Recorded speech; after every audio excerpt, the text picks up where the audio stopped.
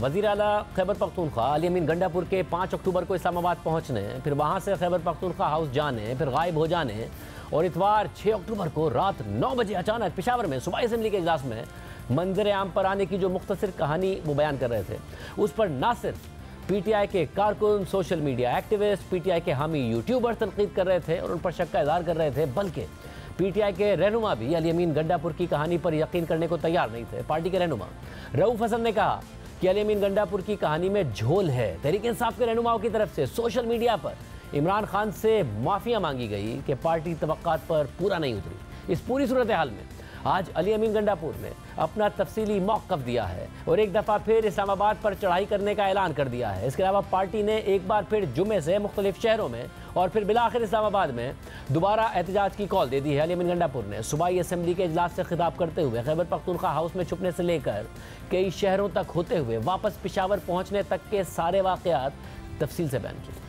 जब हम KP house पहुंचे तो KP हाउस के अंदर रेंजर्स, IG पुलिस इस्लामाबाद को लीड कर रहा था, पिस्टल उसके हाथ में था और उन्हें ऐसा धावा बोला कि घुसते ही उसने सबसे पहले DSP जो वहां पर मौजूद था, बेसिकली KP हाउस का DSP सिक्योरिटी का इंचार्ज है, उससे अब्यूज लगने ने पूछा मेरे बारे में कि वो कहाँ है, अब्यूज करके, और उसने जाके से कहा कि जी आप कैसी लैंग्वेज कर रहे हैं, तो उसके सर पे 2 बट मार के सर फाड़ दिया। इस माहौल में मुझे बताया गया कि ये अरेस्ट जो आप करने आ रहे हैं ये ग्रेस के साथ नहीं है। मैंने देखा कि मेरे अरेस्ट से मेरे सूबे को बड़ा नुकसान हो सकता है। मेरा विशाल नाम का उसने मुझे पीछे वाले रास्ते से निकाल के सामने जो पिकेट्स बनी हुई हैं, एक पिकेट के ऊपर जाके मैं ऊपर बैठ गया। पिकेट के अंदर 4 घंटे में वहां पे रहा। इस दौरान में मेरे पास वो बंदा दोबारा जब आया तो उस पिकेट में मेरे साथ एक मेरा गार्ड समी नाम का वो भी था। मैंने उनसे कहा कि गाड़ियों में क्या पोजीशन है, निकलना है यहाँ से। तो उन्होंने कहा तमाम गाड़ियाँ सरकारी और आपकी जाती तोड़ी जा चुकी हैं, सारा सामान ले गए हैं, सारों के टायर फाड़ दिए हैं, कोई गाड़ी भी इस वक्त अवेलेबल नहीं है और सारे पुलिस वाले जो है हमारे वो सारे के सारे अंडर कस्टडी हैं इस वक्त। उन सबको इन्होंने वहाँ पे अरेस्ट करके रखवार बनाया हुआ है,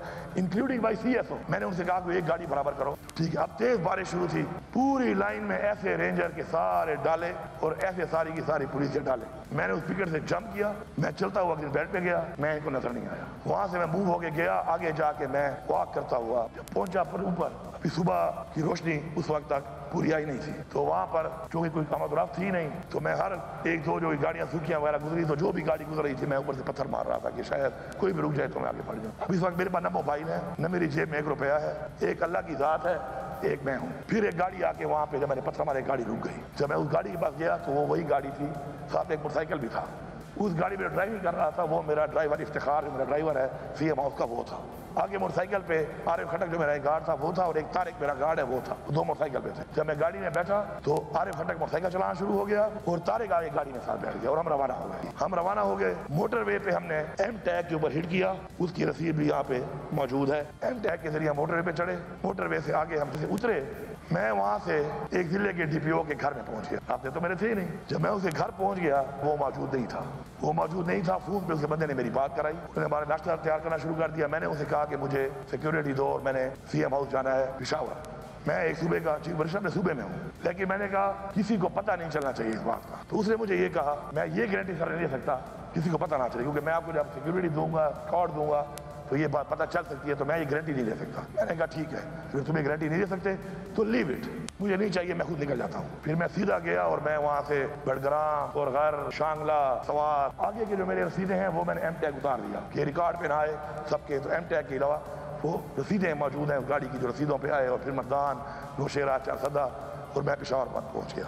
साथ ही अली अमीन गंडापुर ने पार्टी के अंदर तनकीद करने वालों को जवाब देते हुए ना सिर्फ उन्हें मुनाफिक कहा बल्कि बद्दुआ भी दी।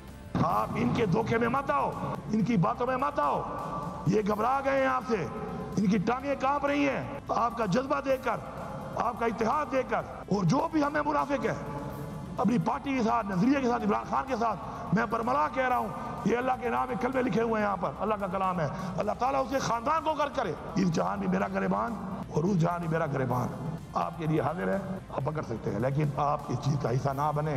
आपको बहकाने वाले, चाहे वो अंदर वाले हैं चाहे वो बाहर वाले, वो मुनाफिक हैं, मुनाफिकों से बचो।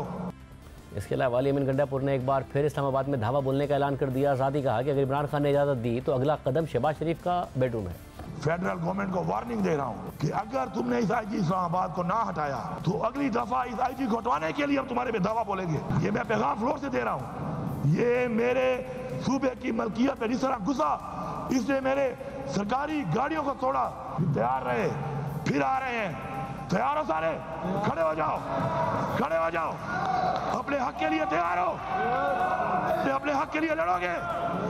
अपने हक के लिए मरोगे? सबक सिखाओगे? सूबे का हक लोगे? नारा मारो, साडा हक इथे रख, इथे रख, इथे रख। अब वो कहते हैं ना, गिरती हुई दीवार को एक धक्का और दो, एक और धक्का है, और वो धक्का भी इंशाल्लाह हम ही देंगे वो धक्का। और इनको समझ आ गई है कि जहां तक हम पहुंच गए हैं, इसके बाद अगला स्टेप फिर शहबाज शरीफ का बेडरूम है। अगर इमरान खान हुक्म दे दे तो अगला स्टेप उनका बेडरूम है।